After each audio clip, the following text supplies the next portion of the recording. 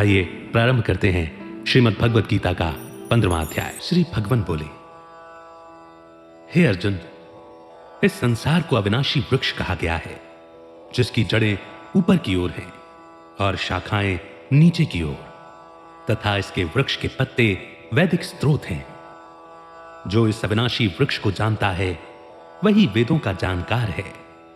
इस संसार रूपी वृक्ष की समस्त योनियां रूपी शाखाएं नीचे और ऊपर सभी ओर फैली हुई हैं।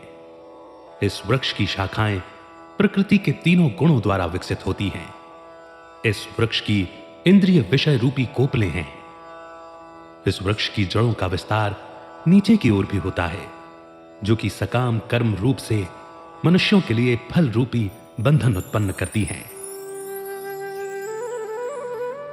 इस श्लोक में भगवान बताते हैं कि यह संसार एक पेड़ की तरह है, लेकिन जहां साधारण पेड़ों की जड़ें नीचे की ओर होती हैं, उससे बिल्कुल अलग संसार रूपी पेड़ की जड़ें ऊपर की ओर हैं और डालियां नीचे की ओर।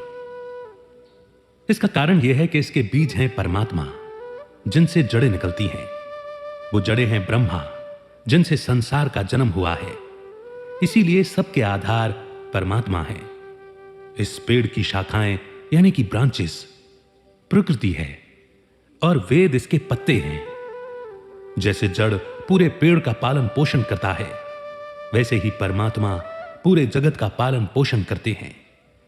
यह संसार रूपी पेड़ अविनाशी है, क्योंकि इसका जन्म अविनाशी आधार परमात्मा से हुआ है।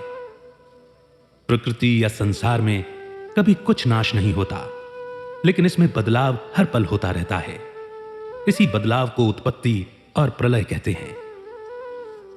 लेकिन असल में यह सिर्फ बदलाव भर है। जैसे पत्ते पेड़ की रक्षा करते हैं, वैसे ही वेद संसार के पेड़ की रक्षा करते हैं। वेद यानी कि ज्ञान। वेदों का ज्ञान मनुष्य को आत्मा, परमात्मा, प्रकृति, ब्रह्मांड आदि का ज्ञान देते हैं, जिसे जानने के बाद कुछ भी जानने योग्य नहीं रह जाता। संसार के पेड़ का मूल यानी कि बीज परमात्मा है। इसका तना ब्रह्मा जी, जिनसे सभी मनुष्यों और जीवों का जन्म हुआ है।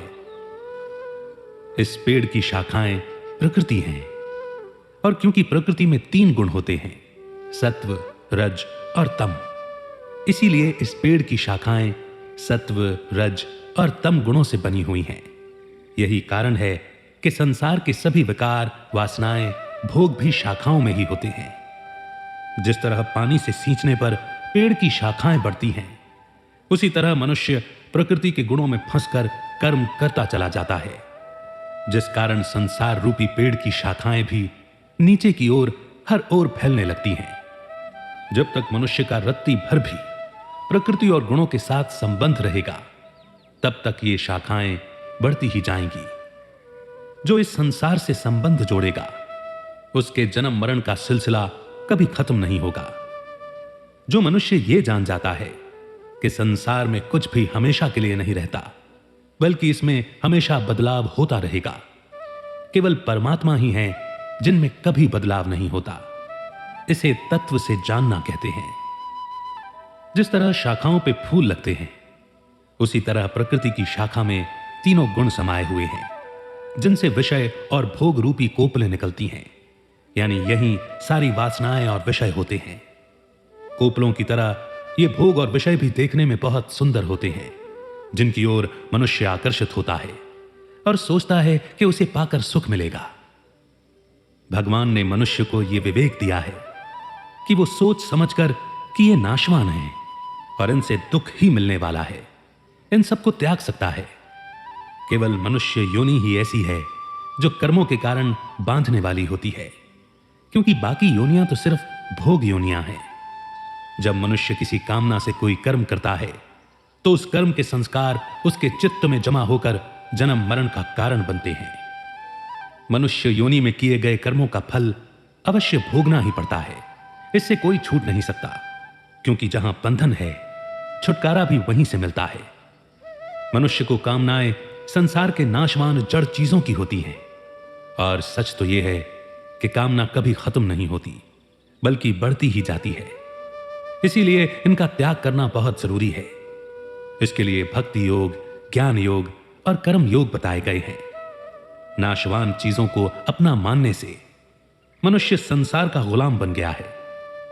अगर वो इनसे अपना संबंध न माने तो ये गुलामी और मोह छूट जाएंगे और उसे अपने असली स्वरूप आत्मा होने का आभास हो जाएगा और सिर्फ तभी वो परमात्मा से जुड़कर मुक्ति पा सकता है।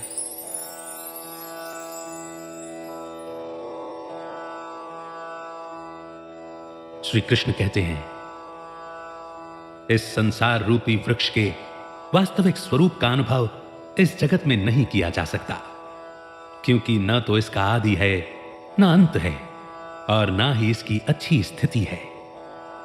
अत्यंत दृढ़ता से स्थित इस वृक्ष को केवल वैराग्य रूपी हथियार के द्वारा ही काटा जा सकता है। उसके बाद परमात्मा की खोज करनी चाहिए, जिसे प्राप्त करने के बाद मनुष्य संसार में लौट कर नहीं आते। फिर मनुष्य को उस परमात्मा के शरणागत हो जाना चाहिए, जिनसे आदि रहित संसार रूपी पेड़ की उत्पत्ति और विस्तार होता है। इस श्लोक में भगवान बताते हैं कि संसार रूपी पेड़ को देखा नहीं जा सकता। इसका कारण है कि यह बहुत सूक्ष्म है। संसार में जहां आम पेड़ों की जड़ें नीचे होती हैं, वहीं इससे विपरीत संसार रूपी पेड़ की जड़ें ऊपर की ओर हैं, क्योंकि इसके बीज हैं परमात्मा। इस पेड़ की शाखाएं संसार के विषयों में लगे रहने के कारण नीचे की ओर फैली हुई हैं और तब तक फैलती रहेंगी जब तक मनुष्य गुणों के वश में होकर संसार के भोगों में लगा रहेगा। ये पेड़ तब तक मौजूद रहेगा जब तक मनुष्य के मन में इच्छाएं बाकी रहेंगी।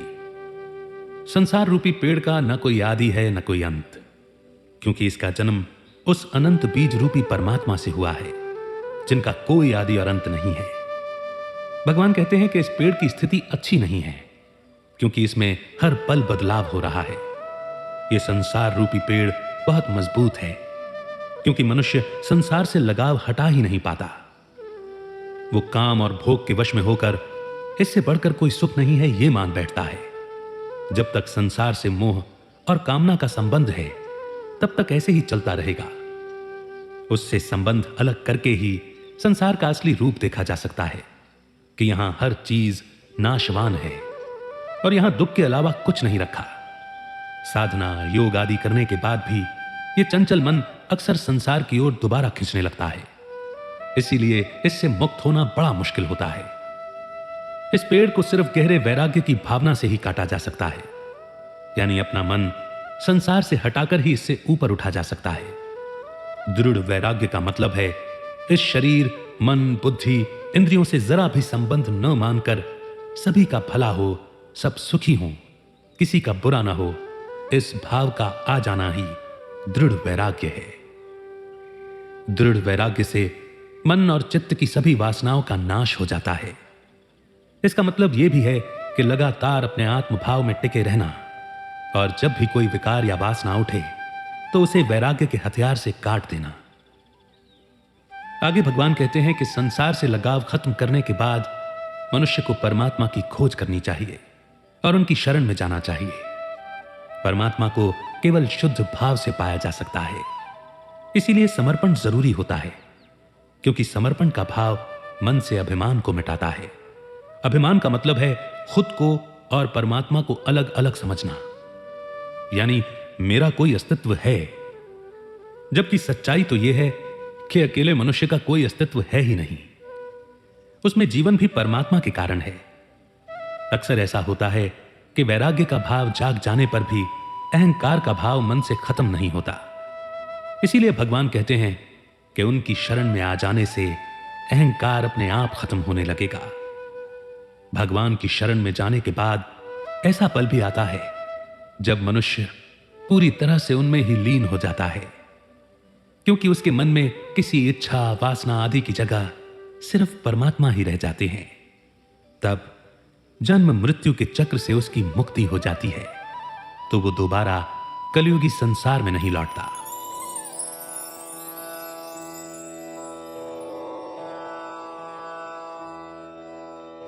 श्री कृष्ण कहते हैं, जो मनुष्य मान, प्रतिष्ठा और मोह से मुक्त है तथा जिसने सांसारिक विषयों में लिप्त मनुष्यों की संगति को त्याग दिया है, जो निरंतर परमात्म स्वरूप में स्थित रहता है, जिसकी सांसारिक कामनाएं पूर्ण रूप से समाप्त हो चुकी हैं और जिसका सुख दुख नाम का भेद समाप्त हो गया है। ऐसा मोह से मुक्त हुआ मनुष्य उस अविनाशी परम धाम को प्राप्त करता है।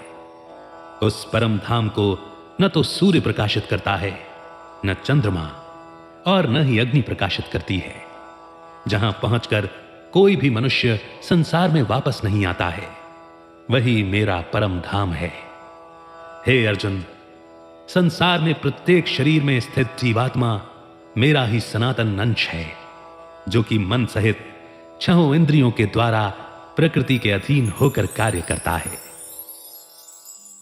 इस श्लोक में भगवान उन गुणों के बारे में बता रहे हैं जिनका पालन करके मनुष्य उस दिव्यता को अनुभव कर सकता है जिन्हें परम पिता कहते हैं। मान और मोह से मुक्त हो। मान और मोह ऐसी भावनाएं हैं जो मनुष्य के अहंकार को बड़ा करती हैं, उसमें मैं और मेरा का भाव जगाती हैं। इनके कारण मनुष्य खुद की पहचान इस शरीर से जोड़कर करने लगता है, जिसके कारण मान और आदर की इच्छा होती है। ये उसे मैं से ऊपर उठने ही नहीं देते, तो वो भगवान के बारे में सोचेगा कैसे?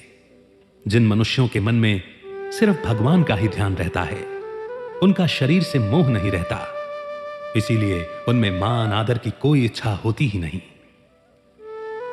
दूसरा, जिसने आसक्ति से होने वाले दोषों को जीत लिया हो। भगवान की ओर मन का खिंचना प्रेम कहलाता है और संसार की ओर खिंचना मोह कहलाता है। मोह यानी किसी ऐसी चीज के साथ लगाव कर बैठना जिसका साथ एक न एक दिन तो छूटने वाला है। केवल परमात्मा का साथ ऐसा है जो एक बार जुड़ जाए तो कभी नहीं छूटता। मोह, ममता, वासना, आशा आदि आसक्ति के कारण जन्म लेते हैं और यही मनुष्यों को संसार में बांधते हैं। तीसरा, जिसका मन लगातार परमात्मा के ध्यान में लगा हो। मनुष्य का मन इतना चंचल होता है कि वो किसी न किसी चीज को हमेशा पकड़े रहना चाहता है। इसीलिए भगवान कहते हैं कि जब मनुष्य का संसार से मोह खत्म हो जाए तो उसे अपना मन उनमें यानी कि परमात्मा में लगाना चाहिए, नहीं तो मन दोबारा संसार की माया की ओर खिंचने लगेगा। जब मनुष्य इस बात को समझ जाएगा कि उसका जन्म परमात्मा से हुआ है और उन्हें छोड़कर उसका कोई भी नहीं है, उस दिन उसका जुड़ाव उनसे पक्का होता चला जाएगा। जो मनुष्य अपना संबंध सिर्फ भगवान के साथ ही मानते हैं, उनके मन में केवल भगवान का ही ध्यान रह जाता है। चौथा, संसार के लिए कामनाएं खत्म हो गई हों। मनुष्य की इच्छाएं कभी भी पूरी नहीं होती। वो एक इच्छा को पूरी करता है तो दूसरी खड़ी हो जाती है और उसका जीवन इन अंतहीन इच्छाओं को पूरा करने में ही निकल जाता है। इच्छाएं समुद्र के लहरों की तरह होती हैं, जो एक के बाद एक उठती ही चली जाती हैं, कभी शांत नहीं होती। जब तक मनुष्य संसार से जुड़ा रहेगा, उसमें संसार की चीजें पाने की कामना उठती रहेंगी। लेकिन जिसने भगवान के साथ रिश्ता जोड़ लिया हो, उसके लिए ये चीजें कोई मायने नहीं रखती, क्योंकि वो तो सिर्फ परमात्मा को पाना चाहता है। पांचवा, जो सुख दुख के द्वंद्वों से मुक्त हो। जब मनुष्य को संसार की कोई चीज, कोई भोग मिल जाता है तो वो उसे सुख मानता है, और कोई चीज न मिलने पर वो उसे दुख मानता है। मनुष्य का यह सोचना कि कोई चीज मिल जाने से उसे सुख मिलेगा, यह सोच ही इच्छा को जन्म देती है। अगर उसकी इच्छा पूरी हो भी जाए तो मनुष्य भूल जाता है कि इस संसार में कभी कोई चीज हमेशा के लिए नहीं टिकती, तो सुख कैसे टिक पाएगा? सुख और दुख सदा जोड़े में आते हैं। इसीलिए भगवान बार बार कहते आए हैं कि सुख दुख को नहीं पकड़ना है, बल्कि इनके बीच के समभाव को पकड़ना है। जो इनसे ऊपर उठ जाता है वो परमात्मा को प्राप्त कर लेता है। अब भगवान परमधाम के बारे में बताते हैं, जहां वो स्वयं और आत्माएं निवास करती हैं। विभूति योग अध्याय में भगवान ने बताया था कि सूरज, चंद्र, अग्नि आदि में जो प्रकाश है वो उनके तेज के कारण है। ऐसा इसलिए क्योंकि परमात्मा ब्रह्मांड की हर चीज का आधार है। हर चीज का जन्म उनसे हुआ है। हर चीज में जो रोशनी और जीवन है वो उनके अंश और प्रकाश के कारण है। तो जिनका आधार ही परमात्मा है, तो उनके धाम को सूर्य, चंद्रमा आदि कैसे रोशन कर पाएंगे। परमात्मा को प्रकाश यानी ज्योति समान कहा गया है, तो जो खुद ही प्रकाश हैं, उन्हें किसी प्रकाश की जरूरत ही क्या है। परमात्मा चेतना है और सूर्य, चंद्र, अग्नि प्रकृति का हिस्सा है, इसीलिए वो प्रकृति से परे परमात्मा को प्रकाशित नहीं कर सकते। जब मनुष्य अपने आत्म भाव में ठहर जाता है और परमात्मा के प्रकाश को अनुभव कर लेता है, तो वो उन्हें पा लेता है। उसके बाद उसे संसार में लौट कर नहीं आना पड़ता, इसीलिए उसकी मुक्ति जीते जी हो सकती है। आगे भगवान बताते हैं कि संसार में जितने भी जीव हैं, उनमें वास करने वाली चेतना या आत्मा उनका ही अंश है। इनमें प्रकृति का जरा भी अंश नहीं है। होता यह है कि शरीर मिलने के बाद आत्मा अपना असली स्वरूप भूलकर प्रकृति से बने शरीर को अपना आधार मानने लगती है, जबकि असल में बिना चेतना के इस शरीर के कुछ भी करने की क्षमता है ही नहीं। मनुष्य को सोचना चाहिए कि जो शरीर उसे प्रकृति ने दिया है, जिसमें वो अपनी इच्छा के अनुसार कोई बदलाव नहीं कर सकता, कभी उसे एक जैसा बनाकर नहीं रख सकता, जिसे वो साथ लेकर भी नहीं जा सकता, तो उस शरीर, मन, इंद्रियों को अपना मान लेना उसकी कितनी बड़ी भूल है।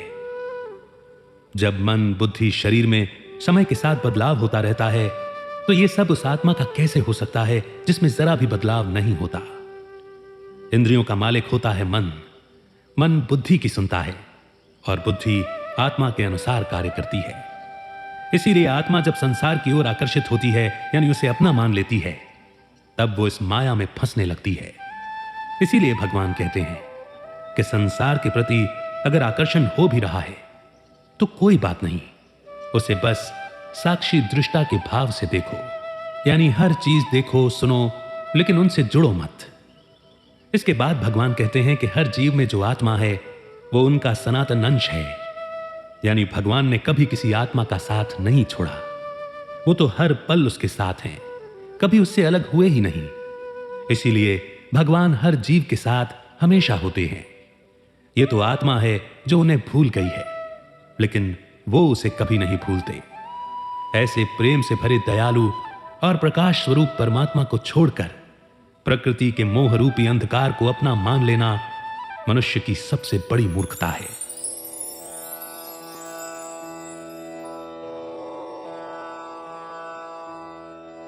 श्री कृष्ण कहते हैं, जैसे वायु गंध के स्थान से गंध को ग्रहण करके ले जाता है, वैसे ही शरीर का स्वामी जीवात्मा जिस शरीर को छोड़ता है, उससे मन सहित इंद्रियों को ग्रहण करके अपने साथ नए शरीर में ले जाता है। ये जीवात्मा मन का आश्रय लेकर स्रोत, नेत्र, त्वचा, रसना और घ्राण, इन 5 इंद्रियों के द्वारा विषयों का सेवन करता है। शरीर को छोड़कर जाते हुए शरीर में स्थित हुए विषयों को भोगते हुए अथवा 3 गुणों से युक्त होते हुए को भी अज्ञानी जन देख नहीं पाते, केवल ज्ञान रूपी नेत्र वाले ही देख पाते हैं। इस श्लोक में भगवान बता रहे हैं कि मौत के हो जाने के बाद क्या होता है। जैसे हवा अपने साथ किसी भी गंध या महक को एक जगह से दूसरी जगह ले जाती है, उसी तरह इंद्रियां, मन, बुद्धि, स्वभाव को अपना मान लेने से जीवात्मा उसे अपने साथ नए शरीर में ले जाती है। इस श्लोक में हवा जीवात्मा का प्रतीक है, स्थान शरीर का प्रतीक है और गंध वासनाओं, अधूरी इच्छाओं, संस्कारों, कर्मों के फल आदि का प्रतीक है। मौत हो जाने के बाद जीवात्मा भी अपने साथ इन सभी को नए शरीर में ले जाती है। इसीलिए भगवान कहते आए हैं कि निष्काम कर्म करो, ताकि कोई वासना, संस्कार, इच्छा आदि बाकी न रह जाए, तो दूसरा जन्म भी नहीं होगा। अपनी भूल को मिटाने के लिए केवल अपनी मान्यता बदलने की जरूरत है। प्रकृति से बने इस शरीर से मेरा कोई संबंध नहीं है, यह सिर्फ मुझे जकड़ने के लिए है। इससे इस शरीर के साथ मोह खत्म होने लगेगा। इसे भक्ति योग, ज्ञान योग, निष्काम कर्म योग आदि के द्वारा किया जा सकता है। हवा प्रकृति का हिस्सा है, जिसमें यह विवेक नहीं होता कि वो गंध को अपने साथ दूसरी जगह ले जाए या न ले जाए। लेकिन परमात्मा की संतान होने के कारण जीवात्मा को यह विवेक और समझ मिली हुई है कि वो इस शरीर से जब चाहे तब अपना संबंध मिटा सकती है। हवा में गंध हमेशा के लिए नहीं रहती, वो अपने आप छूट जाती है। लेकिन मनुष्य जब तक मन, बुद्धि, इंद्रियों को खुद नहीं छोड़ेगा, तब तक वो छूट नहीं सकते, क्योंकि जीव इन्हें खुद पकड़ता है, इसीलिए खुद ही छोड़ भी सकता है। अब भगवान बताते हैं कि जीवात्मा मन का सहारा लेकर 5 इंद्रियों द्वारा भोग करता है, यानी बाहरी दुनिया से संपर्क बनाता है। न इंद्रियां अपने आप कुछ कर सकती हैं और न ही मन। इन सभी में जो जीवन है वो आत्मा के कारण है। जीवात्मा त्वचा से स्पर्श, कानों से शब्द, जीभ से स्वाद, आंखों से रूप और नाक से गंध का अनुभव करती है। कान का विषय है शब्द, जीभ का विषय है स्वाद आदि। इंद्रियां वहीं जाती हैं जहां मन दौड़ता है, इसीलिए मन की भूमिका बहुत अहम होती है। इन विषयों का भोग करने से इनमें आसक्ति बढ़ती जाती है, जो अगले जन्म और दुखों का कारण बनती है। मनुष्य ये देख ही नहीं पाता कि असल में विषयों में सुख है ही नहीं। शुरुआत में जरूर मन को बड़ा अच्छा लगता है, लेकिन बाद में ये दुख में बदल जाते हैं। सुख लेने की इच्छा से जो भोग भोगे जाते हैं, उनमें सुख शांति कुछ भी नहीं मिलती, बल्कि उसे पाने की चाह मनुष्य का चैन, सुकून सब छीन लेते हैं। जिस तरह सपने में खुद को पानी पीता हुआ देखने से प्यास नहीं मिट सकती, ठीक उसी तरह प्रकृति से जुड़े भोगों से सुख शांति कभी नहीं मिल सकती। इससे बचने का उपाय है कि मनुष्य यह विचार करे कि प्रकृति उसे कभी तृप्त नहीं कर सकती, और खुद में गहरी इच्छा यानी संकल्प पैदा करे कि उसे संसार से जुड़ी किसी भी विषय को भोगना नहीं है। इस विचार से उसकी इंद्रियां विषयों को देखते हुए भी उसकी ओर आकर्षित नहीं होंगी। ऐसा होने से मन स्थिर होने लगता है। मन के स्थिर होने से बुद्धि सम हो जाती है, और बुद्धि के सम हो जाने से परमात्मा का खुद ब खुद अनुभव होने लगता है, क्योंकि परमात्मा सदा ही मनुष्य के साथ हैं। वो तो विषयों के पीछे भागने के कारण मनुष्य को उनका अनुभव नहीं हो पाता, क्योंकि जहां काम है वहां राम नहीं, और जहां राम है वहां काम नहीं। काम अर्थात कामनाएं, इच्छाएं, वासनाएं। इस श्लोक में भगवान बता रहे हैं कि संसार एक पल के लिए भी समान नहीं रहता, इसमें लगातार बदलाव हो रहा है, फिर भी मनुष्य इसे देख नहीं पाता। इसे स्थिर मानता हुआ विषयों को भोगने में ही लगा रहता है। ऐसे मनुष्यों को अज्ञानी कहते हैं, क्योंकि वो जीवन की सच्चाई से कोसों दूर होते हैं। मनुष्य दूसरों को भोग भोगते हुए देखता है, लेकिन ये क्यों नहीं देख पाता कि सब कुछ भोगने के बाद भी कोई खुश या सुखी नहीं है। अगर भोगों में सुख होता तो मनुष्य को किसी चीज का दुख होता ही नहीं। ये सब देखते हुए भी वो कुछ सीखता नहीं है, बल्कि इन भोगों में उलझा पड़ा रहता है। जब तक मनुष्य प्रकृति और उसके 3 गुणों से संबंध रखेगा, तब तक वो उनके प्रभाव में आकर कर्म करता जाएगा। भगवान कहते हैं कि ज्ञान के साथ जीवन को जीना ही मनुष्य के जीवन का लक्ष्य है, ताकि वो जीवन भी जी ले और इसके बंधन से भी मुक्त रहे। ज्ञानी तो वो है जो देखे कि संसार में दुख के अलावा और कुछ नहीं है, इसीलिए उससे संबंध जोड़ने के बजाय उस परमात्मा की ओर मुड़ जाएं, जहां सुख और शांति के अलावा और कुछ नहीं है। लेकिन जो संसार के भोग विलास में मगन हैं, उनका ज्ञान तमोगुण के कारण ठक जाता है, जिसके कारण वो आत्मा और शरीर के भेद को जान नहीं पाते।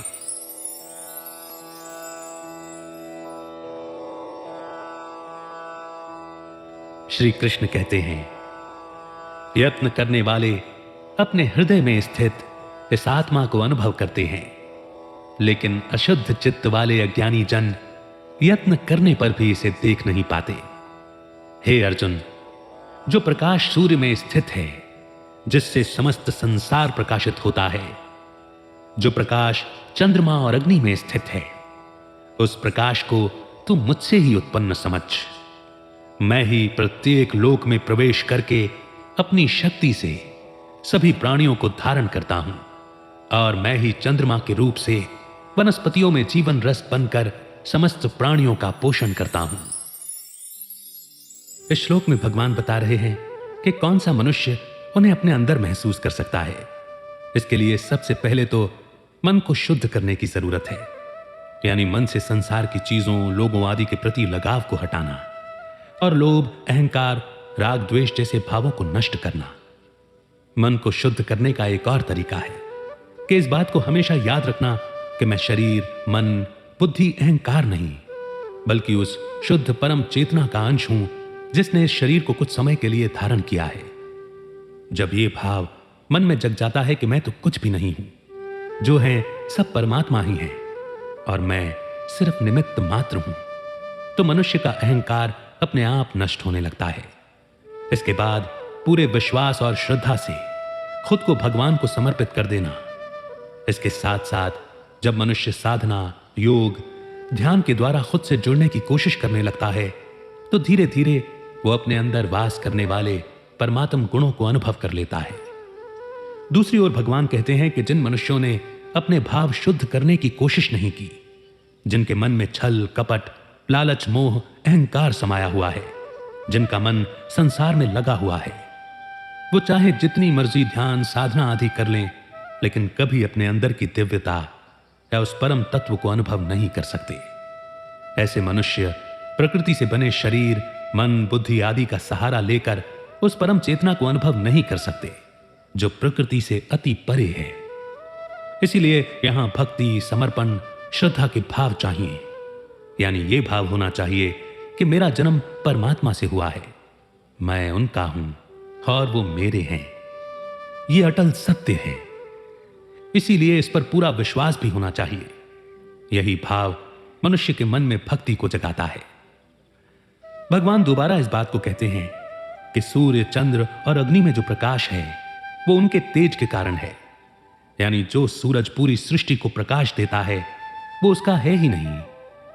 भगवान के इस बात को दोहराने के पीछे का भाव यह है कि जिस सूरज के तेज के समान पूरे संसार में कोई प्रकाश नहीं है, वो भी भगवान से मिले प्रकाश के कारण रोशन है। तब स्वयं परमात्मा कितने प्रकाशमान और अद्भुत होंगे।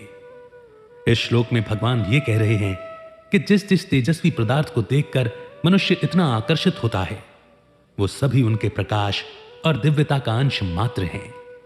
इसीलिए उनकी महानता और दिव्यता का अनुमान लगाना भी लगभग नामुमकिन है। ये भाव मनुष्य को यह समझाने के लिए है कि वो जिस अहंकार के नशे में चूर रहता है, असल में उसका कोई अस्तित्व है ही क्या। वो इस विराट सृष्टि में एक छोटा सा जीव भर है, तो इतना अहंकार किस लिए करता है। आगे भगवान कहते हैं कि इस धरती ने सभी जीवों को धारण किया हुआ है, यानी अपने ऊपर टिकाए हुए है। धरती में अन्न, जड़ी बूटियां, पेड़ पौधों को उगाने की शक्ति, धरती का ग्रेविटेशनल फोर्स सभी परमात्मा की शक्तियां हैं। धरती ही अन्न, पेड़ पौधों को जन्म देती है, जिसे खाकर सभी जीव जीवित रह पाते हैं। तो भगवान कहते हैं कि जो शक्ति, जो एनर्जी ये सब कर रही है, वो उनकी ही शक्ति है। इसी तरह चंद्रमा में दो तरह की शक्तियां होती हैं, प्रकाश देने की और पोषण करने की शक्ति। शुक्ल पक्ष के दिनों में चंद्रमा की किरणों में एक तरह का रस यानी कि गुण होता है जो पोषण देने का काम करता है। इस श्लोक में औषधि का मतलब सभी तरह के अन्न भी हैं जो जीवों के पेट भरने का काम करते हैं, और वो जड़ी बूटियां भी हैं जो बीमार पड़ जाने पर जीवों को स्वस्थ करती हैं। चंद्रमा की यह शक्ति भी उसकी नहीं है, बल्कि भगवान चंद्रमा को निमित्त बनाकर सबका पोषण करते हैं।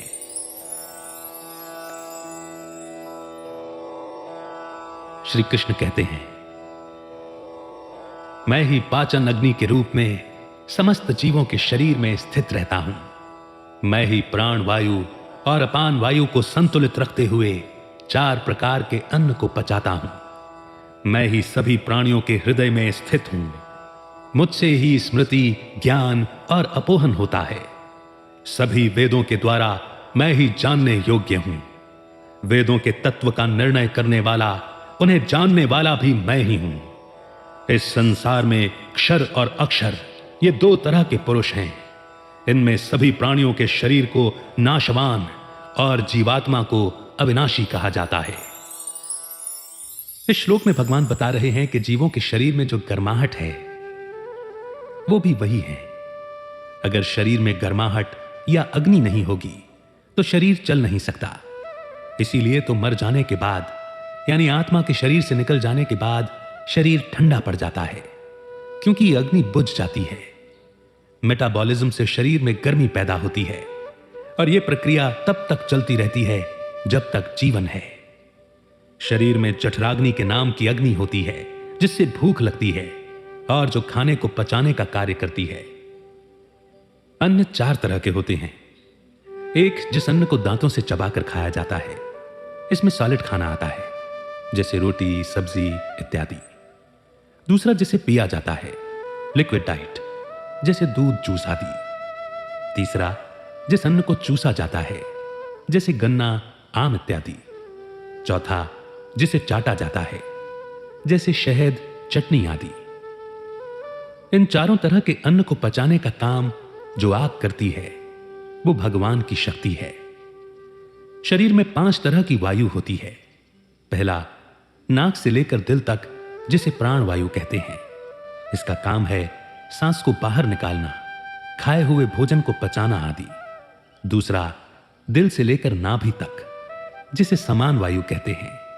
इसका काम है पचे हुए भोजन के रस को शरीर के सभी अंगों तक पहुंचाना। तीसरा, नाभि से लेकर पैर तक, जिसे अपान वायु कहते हैं। इसका काम है शरीर से मल को बाहर निकालना, बच्चे को जन्म देने की क्रिया में मदद करना आदि। चौथा, गले से लेकर सिर तक, जिसे उदान वायु कहते हैं। इसका काम है भोजन के सॉलिड और लिक्विड भाग को अलग अलग करना। पांचवा, पूरे शरीर में फैली हुई वायु को व्यान वायु कहते हैं। इसका काम है शरीर या उसके अंगों को सिकोड़ना या फैलाना। अपान का मतलब है नीचे की ओर जाने वाली वायु। अपान वायु मल को बाहर निकालने आदि में मदद करती है। जीव नाक से सांस लेता है और छोड़ता है, यानी प्राण वायु, यह भी भगवान की शक्ति से होता है। जठराग्नि से पचे हुए भोजन के रस को शरीर के हर अंग तक पहुंचाने का काम प्राण और अपान वायु का भी है। इसका मतलब यह हुआ कि भगवान न सिर्फ इस शरीर का पोषण करते हैं, बल्कि यह शरीर उनकी शक्ति के कारण ही चलता भी है।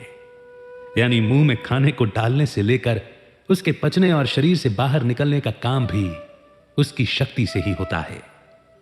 आगे भगवान कहते हैं कि वे सभी जीवों के दिल में वास करते हैं। यहां दिल का मतलब शरीर में धड़क रहे दिल से नहीं, बल्कि भाव से है। जीव में हर तरह की भावना दिल से जन्म लेती है, इसीलिए दिल का बहुत महत्वपूर्ण हिस्सा होता है मनुष्य के जीवन में। मनुष्य के सभी कर्मों में भी उसके पीछे जो भाव है वो ज्यादा मायने रखता है। अगर भाव शुद्ध हो तो कर्म अपने आप शुद्ध हो जाते हैं। इसके साथ ही मन की हलचल को खत्म करना, उसे शांत करना ही हमें परम तत्व को अनुभव करा सकता है। हृदय का मतलब है वो भाव जहां भेदभाव को मिटाना और उसे एक भाव को पकड़ना होता है कि हर चीज में परमात्मा के गुणों का अंश है। परमात्मा का वंश होते हुए भी जीव अनजाने में उनसे दूर चला जाता है और संसार से अपना रिश्ता मान बैठता है। उस भूली हुई बात का याद आना कि मैं शरीर नहीं हूं, आत्मा हूं, जिसका संबंध सिर्फ परमात्मा से है, यहां उसे स्मृति कहा गया है। यह स्मृति आत्मा में हमेशा बसी होती है, बस संसार में आने के बाद वो उसे भूल जाती है। दूसरी स्मृति होती है जो कि बुद्धि से की जाती है, यानी कि मेमोरी, लेकिन उसका परमात्मा से कोई संबंध नहीं है। वो तो सिर्फ शरीर तक ही सीमित होता है, जो कि नष्ट भी हो सकता है, लेकिन आत्मा की स्मृति कभी नष्ट नहीं होती। ज्ञान का मतलब है आत्मा और शरीर के बारे में पता होना। वो ज्ञान भी परमात्मा ही है और उनसे ही आता है। अपोहन का मतलब है भूल जाना। ये भी भगवान की कृपा से ही दूर होते हैं। ये मनुष्य के संशय, भ्रम, दुख, बुरे वक्त आदि को भूलने में मदद करते हैं, ताकि वो आगे बढ़कर जीवन को जी पाए, नहीं तो वो घुट घुट कर मर जाएगा। सारा ज्ञान परमात्मा से आया है, जिसे वेदों में ऋषियों ने अपने अनुभव के माध्यम से लिखा है। वेदों में दिए गए इस ज्ञान से परमात्मा को पाया जा सकता है, और वेदों को जानने वाले भी वो ही हैं, क्योंकि वो हर मनुष्य के अंदर वास करते हैं। क्षर का मतलब होता है जिसका नाश होता है, जिसमें बदलाव होता है। अक्षर का मतलब जिसका कभी नाश नहीं होता, जिसमें कभी बदलाव नहीं होता। तो इस श्लोक का भाव यह है कि संसार में दो चीजें ही मौजूद हैं, एक प्रकृति जो पल पल बदल रही है, और दूसरी आत्मा जो अविनाशी है, जिसमें रत्ती भर भी बदलाव नहीं होता।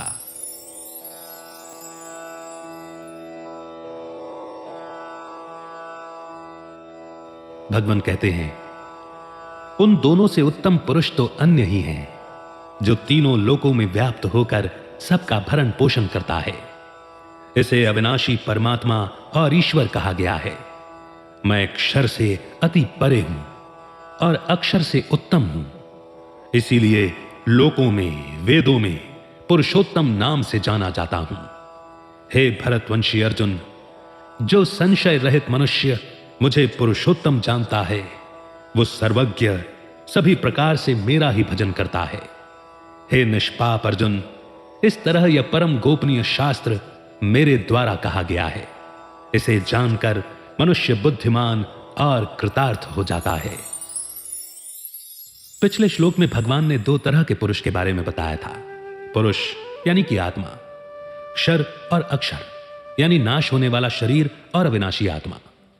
इस श्लोक में भगवान कह रहे हैं कि इन दोनों से परे एक और पुरुष है, जो अविनाशी तो है ही, साथ ही इन दोनों से श्रेष्ठ और उत्तम भी है, जिन्हें परमात्मा या ईश्वर कहा जाता है। परमात्मा के गुण और शक्तियां हर जगह समाये हुए हैं और समान रूप से सबका पालन पोषण कर रहे हैं, क्योंकि भगवान के द्वारा रची गई सृष्टि में सूरज सभी को अपनी रोशनी और गर्माहट देता है। पृथ्वी सबको समान रूप से धारण किए हुए है। हवा भी सभी को समान रूप से मिलती है, ताकि सभी जीव सांस ले सके। प्रकृति में इन सभी का आधार भी परमात्मा ही है। इसीलिए सूरज, धरती आदि केवल निमित्त मात्र हैं, जो भगवान की शक्ति के द्वारा अपना अपना काम करते हैं। संस्कृत में आत्मा को पुरुष कहते हैं। जिस आत्मा का जन्म परमात्मा से हुआ है, वो पुरुष से भी ऊंचे और उत्तम है, इसीलिए उन्हें पुरुषोत्तम कहा जाता है। इसका एक कारण यह है कि परमात्मा के गुणों का अंश होते हुए भी जब आत्मा शरीर धारण करती है, तो प्रकृति के साथ अपना संबंध मान लेती है और गुणों के कारण मोहित होती रहती है। लेकिन परमात्मा प्रकृति को अपने वश में करके संसार में अवतार लेते हैं। वो हमेशा अपनी कॉन्शियसनेस में बने रहते हैं, इसीलिए प्रकृति उन्हें कभी बांध नहीं पाती। इसीलिए वो सबसे श्रेष्ठ और उत्तम है। भजन का असली मतलब होता है किसी की याद मन में होना, यानी मन में सिर्फ जब परमात्मा का नाम, उनकी याद रह जाए तो उसे भजन करना कहते हैं। इसीलिए परमात्मा के साथ अपना वास्तविक संबंध का अनुभव करना ही मोह मुक्त या संशय मुक्त होना कहलाता है। मोह ही मनुष्य को परमात्मा को जानने नहीं देता, वो उसे संसार में ही अटकाए रहता है। संसार का नाश हो जाने वाली चीजों को अपना मान लेना, उनसे लगाव हो जाना ही मोह है। शरीर, इंद्रियां, मन, बुद्धि आदि सांसारिक पदार्थों से जब तक मनुष्य राग के कारण अपना संबंध मानता है, तब तक वो हर प्रकार से भगवान का भजन नहीं कर सकता। इसका कारण यह है कि जहां राग और लगाव होता है, मनुष्य की वृत्ति, उसका मन वहां अपने आप चला जाता है। संसार से मन हटाकर परमात्मा की ओर लगाना और केवल उन्हीं को अपना मानना ही पुरुषोत्तम को जानना कहलाता है। संसार के संबंध कुछ समय के लिए होते हैं, इसीलिए इस बात को पूरी मजबूती से मन में बिठा लेना कि भगवान मेरे हैं और मैं भगवान का हूं, मनुष्य को उन्हें याद रखने में मदद करता है और वो मन, बुद्धि आदि हर स्तर पर उन्हें याद करने लगता है। भगवान कहते हैं कि ऐसा भक्त सभी तरह से परमात्मा की याद में ही लगा रहता है, क्योंकि उसकी दृष्टि में एक परमात्मा के सिवा और कुछ बाकी नहीं रह जाता। इस श्लोक में भगवान अर्जुन को निष्पाप कह रहे हैं, क्योंकि अर्जुन के मन में भेदभाव की भावना नहीं थी, किसी में दोष देखने की भावना नहीं थी। भेदभाव मन को मैला कर देता है और ऐसा मन कभी भक्ति नहीं कर सकता। जिसके मन में पाप भरा हो, अगर उसे यह पवित्र ज्ञान दे भी दिया जाए तो पहली बात तो उसे कुछ समझ में आएगा नहीं, और दूसरा वो इसका गलत तरीके से इस्तेमाल करेगा। ज्ञान मनुष्य को बुद्धिमान बनाता है, यानी वो सच को जानने और समझने लगता है, जिसके बाद संसार की माया उसे भ्रमित कर उलझा नहीं पाती और तब उसका जीवन कल्याण से भर जाता है, वो धन्य हो जाता है। और इस प्रकार श्रीमद् भगवत गीता का यह 15वां अध्याय यहीं पर समाप्त होता है। लेकिन हम एक बार इस अध्याय के सार को सुनकर, पढ़कर, इस अध्याय की सभी मुख्य बातों को, मुख्य शिक्षाओं को फिर से दोहराएंगे। इस अध्याय में श्री कृष्ण संसार की तुलना उल्टे पेड़ के साथ करते हैं। इसकी जड़ें ऊपर की ओर हैं। इस पेड़ का बीज परमात्मा है।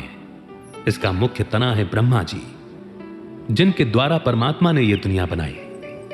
इसके पत्ते वेद हैं, जो संसार रूपी पेड़ की रक्षा करते हैं। इसकी शाखाएं तीनों गुणों से पोषित होती हैं, जो कि नीचे की ओर फैली हुई हैं। इस पेड़ को देखा नहीं जा सकता, न इसके ओर छोर का पता लगाया जा सकता है। यह इतना सूक्ष्म है कि केवल संसार से मन हटाकर, उससे मोह खत्म कर, वैराग्य के अस्त्र से इस पेड़ को काटा जा सकता है। और इसमें सफल हो जाने के बाद मनुष्य को परम धाम से लौटकर इस संसार में, इस कलयुगी संसार में नहीं आना पड़ता। इसके लिए मनुष्य को उनकी शरण लेनी होगी, जिनसे संसार का यह पेड़ निकला है। क्योंकि केवल वे ही जो अहंकार मोह से मुक्त हैं, जो इच्छाओं और सुख दुख जैसे विपरीत जोड़ों से मुक्त हैं, जो मनुष्य भगवान के प्रति समर्पित हैं, वे ही उस शाश्वत धाम को प्राप्त कर सकते हैं।